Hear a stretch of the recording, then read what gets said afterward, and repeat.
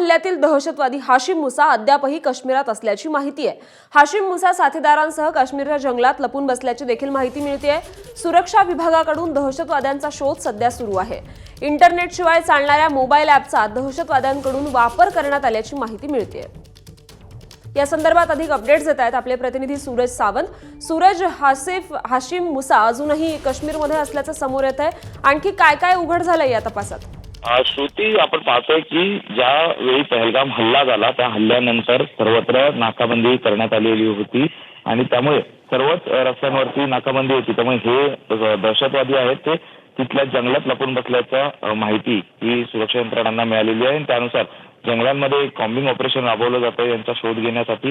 दुसरं म्हणजे हे आरोपी एका ॲपच्या मदतीने तिकडे कॉन्टॅक्ट करत असल्याचं समोर आलेलं आहे। त्यामुळे या सगळ्याच गोष्टी महत्त्वाच्या आहेत। दुसरीकडे चीनी मिलिटरीचे जे कम्युनिकेशन डिव्हाइस आहे जे युद्ध काळात वापरले जातात एकमेकांशी संपर्क करण्यासाठी, त्याचा वापर हे दहशतवादी करत असल्याचं देखील समोर येतं।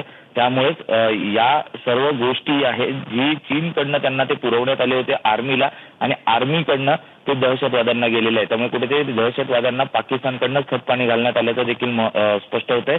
मात्र संपूर्णतः पहलगामच्या जंगलांमध्ये आता सुरक्षा यंत्रणांकडनं कॉम्बिंग ऑपरेशन राबवत या दहशतवाद्यांचा शोध घेतला जात असल्याची माहिती आता समोर येते। त्यामुळे येणाऱ्या काळात हाशिम मुसा आणि त्याचे इतर साथीदार हे नेमके कुठे लपलेले आहेत, त्यांना कोणी आसरा दिलाय का याचा देखील शोध सुरू आहे।